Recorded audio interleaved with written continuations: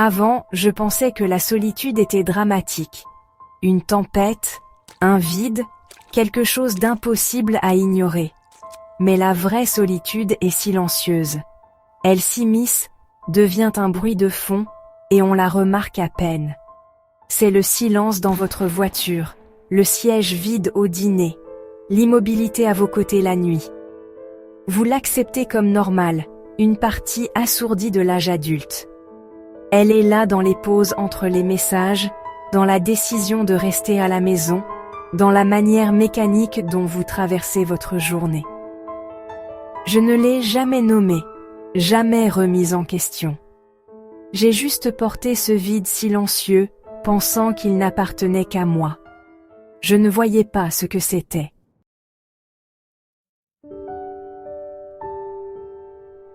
Je ne savais pas que j'étais seule. J'appelais ça l'indépendance. Je prenais le silence pour de la paix.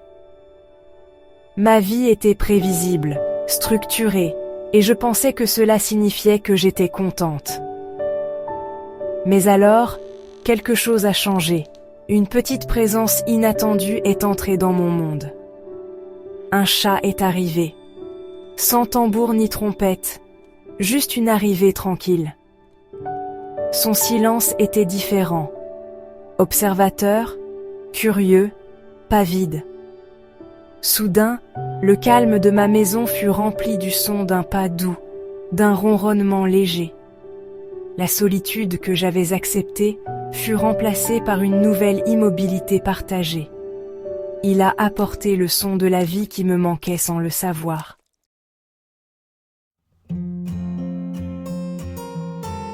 Ma vie semblait pleine, travail, routine, gens autour de moi, mais elle était vide, là où ça comptait. Les conversations étaient superficielles, les routines inchangées, et j'appelais ça la stabilité. Je m'accrochais à l'uniformité, prenant la répétition pour de la paix. Mais quand la journée se terminait, le silence était absolu. Personne ne m'attendait. Juste 4 murs et l'écho de ma propre compagnie. La plénitude était une illusion, le vide, réel. J'étais seule, même dans une vie peuplée.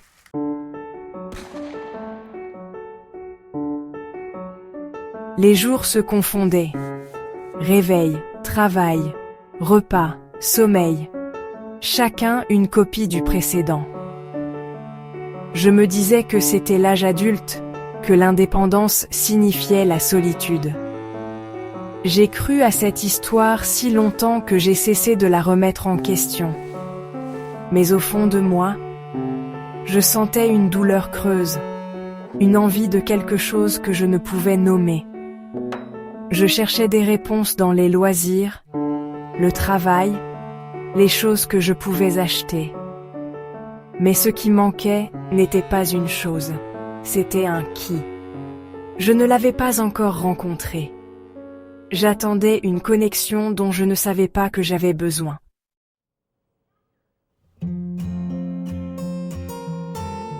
Il n'est pas arrivé au moment parfait, juste une petite faveur pour une amie, un invité temporaire. Je ne cherchais pas de compagnon, j'évitais les attachements. Mais le voilà, une petite créature dans une boîte en carton, les yeux grands ouverts et incertains. Notre premier échange fut prudent, 2 êtres solitaires s'évaluant l'un l'autre. Le silence était différent, tendu, rempli de questions inexprimées. Ma routine a été mise en pause, ma solitude interrompue. Je n'étais pas sûre si le laisser entrer était une erreur. Mais il était là, indéniable, au milieu de mon salon.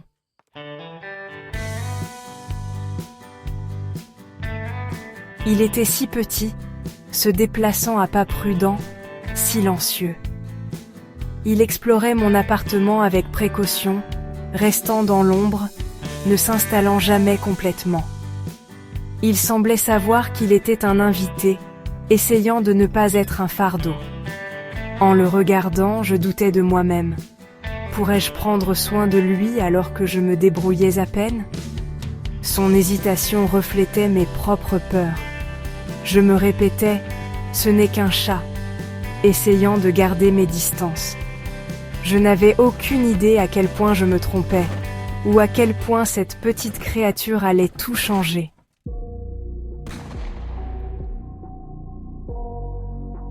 Les ombres qui me suivaient depuis longtemps ne se sont pas retirées à sa lumière. Au contraire, elles ont été projetées avec plus de netteté. Son calme rendait mon propre bruit intérieur tellement plus fort. Mais dans la nuit, sa présence silencieuse partageait l'obscurité avec moi.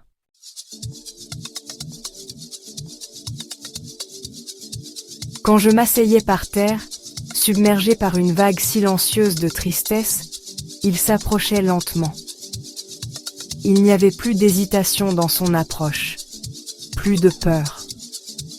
C'était comme s'il pouvait sentir le changement d'atmosphère, le poids invisible qui s'était posé sur moi. Il marchait vers moi avec une détermination tranquille, ses pas doux et délibérés sur le parquet. Il s'arrêtait à quelques centimètres de moi, une petite sentinelle poilue veillant sur ma peine. Il n'essayait pas de réparer quoi que ce soit. Il ne demandait pas à être caressé ou nourri. Il offrait simplement sa proximité, un geste silencieux qui en disait long. Quand je restais silencieuse pendant de longs moments, perdue dans le labyrinthe de mon propre esprit, il restait silencieux, lui aussi. Il semblait comprendre que les mots n'étaient pas ce dont j'avais besoin. Mon calme n'était pas un vide qu'il fallait remplir de bruit ou de distractions joyeuses. C'était un espace que je devais habiter, et il l'habitait simplement avec moi. Il s'installait près de moi, repliant ses pattes sous sa poitrine, et égalait mon immobilité avec la sienne. Sa présence était une ancre tranquille dans la mer turbulente de mes émotions, un point de référence stable quand tout le reste semblait tourner hors de contrôle. Il n'avait pas besoin d'explications pour mes larmes ou mon silence. Il ne demandait jamais pourquoi j'étais triste ou ce qui n'allait pas. Il y avait une profonde acceptation dans sa compagnie, un manque total de jugement que je n'avais jamais connu auparavant. Avec les gens, il y a souvent une pression implicite à exprimer sa douleur, à lui donner un nom et une raison pour qu'elle puisse être comprise et résolue. Mais lui ne demandait rien de tout cela. Il acceptait simplement mon état d'être, quel qu'il soit à ce moment-là.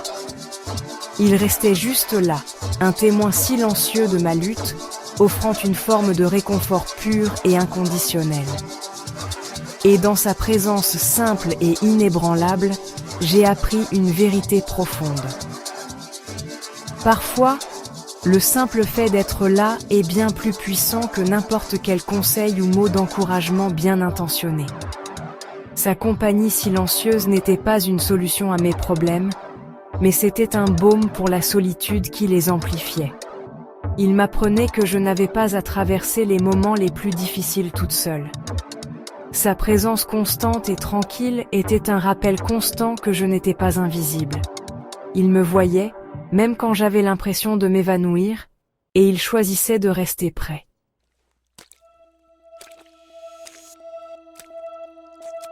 J'ai commencé à remarquer les petites choses. Chaque soir, il m'attendait près de la porte, me suivait de pièce en pièce, partageait le même air en silence. Sa présence discrète, sa chaleur, m'ont rappelé que j'étais vue, essentielle. Son langage silencieux m'a appris que j'existais et que cela comptait.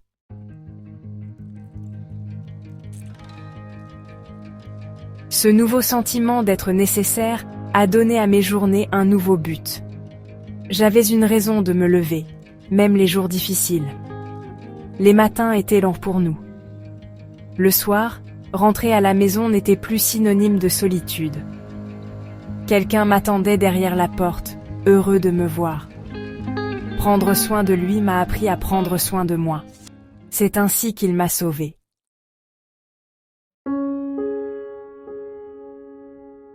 Mes problèmes n'ont pas simplement disparu après son entrée dans ma vie.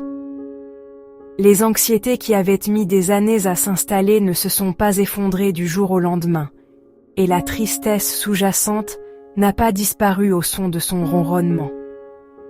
La vie est restée complexe et exigeante, avec son lot de défis et de jours difficiles. Le monde extérieur à ma porte était tout aussi bruyant et indifférent qu'il l'avait toujours été. Sa présence n'était pas une baguette magique capable de faire disparaître les fardeaux que je portais. C'était quelque chose de bien plus subtil, et à bien des égards, bien plus profond. Le poids de mes luttes n'a pas changé, mais ma capacité à le porter a changé. Elle semblait plus légère. C'était la seule façon de décrire le changement qui s'est opéré en moi. Les problèmes étaient toujours là, assis sur mes épaules, mais ils ne menaçaient plus de m'écraser sous leur poids. C'était comme si sa petite présence chaleureuse à mes côtés fournissait un contrepoids, un nouveau centre de gravité qui rendait tout plus gérable. Savoir que je rentrerais chez moi pour sa compagnie tranquille rendait le stress de la journée moins accablant. Ses besoins simples et son affection inconditionnelle offraient une perspective puissante et ancrante. Mon monde s'était élargi pour l'inclure, et ce faisant, mes problèmes semblaient se réduire en comparaison. La raison de ce changement était simple. Pourtant, il m'a fallu beaucoup de temps pour la comprendre pleinement. Je n'affrontais plus mes difficultés seule. La chambre d'écho solitaire de mon esprit, où chaque inquiétude était amplifiée, et chaque peur prenait des proportions monstrueuses, avait maintenant une autre voix. Une voix silencieuse et réconfortante. Quand une vague d'anxiété me submergeait, je pouvais tendre la main et sentir la douce fourrure de son dos, une encre tangible dans une mer de pensées accablantes. Sa présence brisait le cycle de la rumination solitaire. Il était mon partenaire silencieux en tout, un compagnon de voyage, et cela a fait toute la différence. Cette expérience partagée, même s'il n'était pas conscient de sa signification, a transformé mon paysage intérieur. Le sentiment d'être complètement isolé dans ma lutte a commencé à s'estomper, remplacé par un sentiment de solidarité tranquille.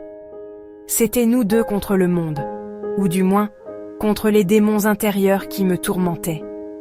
Le fardeau était toujours le mien à porter, mais je ne le portais plus dans une solitude complète. Sa petite présence discrète m'a donné une force que j'ignorais avoir. Il ne combattait pas mes batailles pour moi, mais il s'asseyait avec moi dans les tranchées, et sa loyauté tranquille était mon bouclier.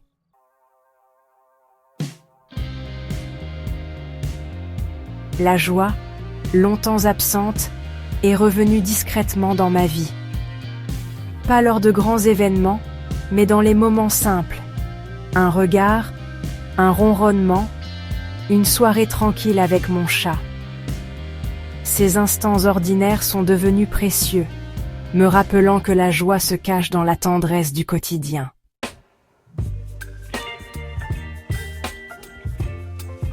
Les chats semblent distants, mais leur amour se cache dans le silence. Ils partagent notre espace, s'installent près de nous et nous offrent leur présence tranquille. Leur amour n'a pas besoin de mots.